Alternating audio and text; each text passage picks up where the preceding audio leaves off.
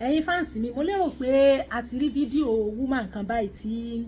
wọ́n ló lọ ra oko rọ́bà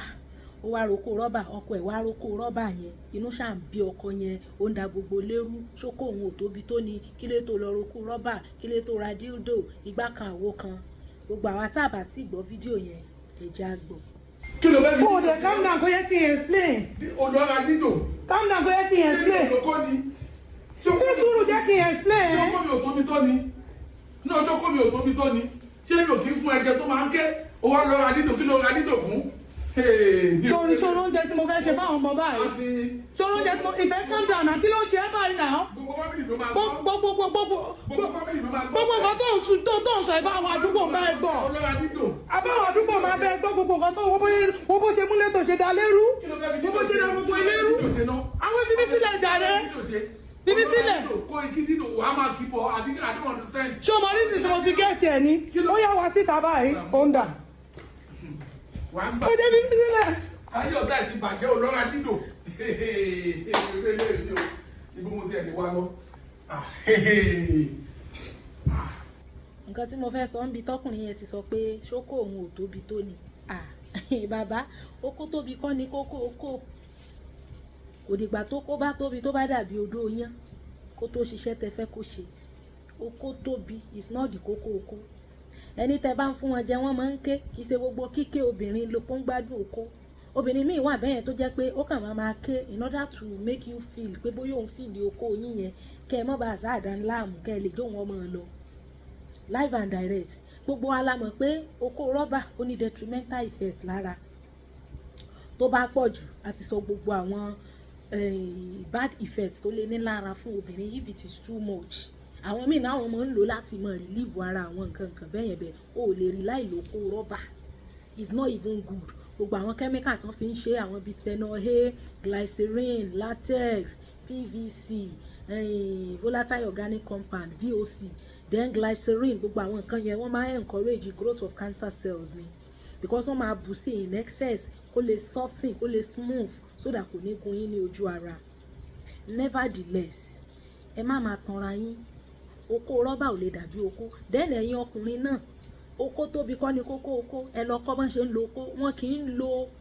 oko gbìgbìgbìgbìgbì wọ́n máa ń rock and roll ni wọ́n máa ń lo oko tó bá tóbi rock and roll ni èèyàn kì í fọ́ọ̀sì ara ẹ̀ a ti sọ̀rọ̀ nípa bọ́n ṣe ń lo oko ńlá bọ́n ṣe ń lo oko kékeré gbogbo ẹ̀ láti sọ dáadáa lórí platform wa so ìyàwó tó ní ọkọ sílé tó dẹ̀ lọ roko rọ́bà ẹ̀yin àgbàlagbà tí bá ń sáré náà ẹ̀kan bí nǹkan ò lè yọ ọmọ ilé nǹkan so ẹ̀yin ni kẹ́ ẹ learn bẹ́ ṣe máa lo oko yín láti mú kí inú obìnrin yẹn dùn obìnrin míì wà báyìí tí ò experience orgasm rí ìkàn lóyún bímọ ni kò dókó kó da mẹ́ra kára ẹ̀ tutù rí gbogbo orú àwọn yẹn tó bá ń gbọ́ tán ṣe ń sọ̀rọ̀ nípa oko òun náà fẹ́ experience ẹ̀ tí ó bá dẹ̀ mọ̀ bí ó ṣe yànlẹ̀ tí ò lè ṣe ranù tí ò lè ṣe nǹkan tìjú èmi inú wọn máa ń resort síke even though kò dá so bọ̀dá ẹ má wulẹ̀ bínú àbí bàbá ni ẹlẹ́ẹ̀ni bọ́n ṣe ń lo oko bọ́n ṣe ń bóbìnrin ṣeré ọ̀pọ̀lọpọ̀ yín gìrìgìrì yín ti pọ̀ jù ọwọ́ yín ò lè kokoko bí ìgbàgún ọ̀pẹ ni gbogbo ẹ máa dó ọkọ yín ẹ máa dó ọkọ yín tá à ń sọ ìgàn náà gan ọkùnrin míì gan mọ̀ bòdó tán ọmọ mú gbogbo ojú ara ó máa kan obìnrin ni tí ọmọ dùn tí ọmọ kán so the fact pé ń fún wọn jẹ wọn ń ké yẹn ìyẹn ò ti yẹn ò mí ìpè kíké ń dùn mọ́ ọ ni oko sì tóbi kọ́ ń kókó oko tó kó gan bá gùn jù tó bá ti ń hit àwọn ibì kan lára obìnrin ó máa fa pain fún obìnrin ni and again gbogbo ẹ̀yin ọkùnrin tí oko yín máa ń tóbi yẹn ẹ má máa ẹ̀tọ́kọ yín bá kéré ẹ má máa hate àtàwọn obìnrin tán bá ga àwọn obìnrin tán bá ga òbó wọn máa ń fò sókè ni tẹ bá ṣìṣe ń touch wọn ó máa jìn sí the more you touch a woman the more depth yẹn máa gùn depth yẹn máa jìn sí so tó bá jẹ́ pé ẹni tó kó ẹ̀ bá tóbi dáadáa tó bá jẹ́ pé obìnrin tó ga tó giant ni ojú ara wọn náà máa ń jìn wọnú so okó yẹn máa reach level bí tó yẹ kó reach bẹ̀yìn ọkùnrin tẹ̀ mọ̀ pé okó yín kéré tẹ lọ ń fẹ́ àwọn obìnrin tán bá ga bẹ́ẹ̀ yẹn kò sí bẹ́ẹ̀ ṣe fẹ́ wọnú wọn length yẹn ò ní reach ibi tó yẹ kó reach dildo náà máa padà lọ máa ra sex toy ni so bàbá ẹ wá bẹ́ẹ̀ ṣe máa ṣe àtúnṣe èèyàn máa ń lọ ràn therapist tí wọ́n kọ́ yàn bí yàn ṣe ń lo okó ọkùnrin míì bá okó ẹ̀ tóbi tó jẹ́ pé gbogbo lẹ́ǹtì okó yẹn ni ó rọ̀ sínú obìnrin lẹ́ẹ̀kan náà wọ́n ń rọ́ọ̀nù 7 inches 8 inches okó kan wá rọ̀nù ẹ̀ sáà even 6 inches okó mi gan wà tó jẹ́ pé lẹ́ǹtì ẹ̀ gùn grout circumference ẹ̀ náà dẹ̀ thick ó dẹ̀ gùn náà bẹ́ẹ̀ ẹ wàá rọ̀ṣẹ̀ sí ara obìnrin lẹ́ẹ̀kan náà ẹ mọ̀ wọlé ẹ mọ̀ jáde ẹ mọ̀ wọlé ẹ mọ̀ jáde títí tá rẹ̀ fi máa tutù dáadáa tí gbogbo ẹ̀ á fi wọlé tán ni irú yìí gan tẹ bá fóbìnrin tó jẹ́ virgin the first experience yẹn ẹ ní jẹ́ kó láìkí okó yeah because selfishness lẹ máa fẹ́ fi wọlé at once tóbìnrin bá dẹ̀ ti ní bad memory nípa first sex experience ẹ̀ ó ṣeé ṣe kó má láìkí okó ẹ wà mọ̀ níwọ̀n láìkí okó wọn lè láìkí okó yín yes because ìmí inú yín gan ẹ̀ tọ́jú wọn very responsible iye owó iléèwé ọmọ san iye owó oúnjẹ fílẹ̀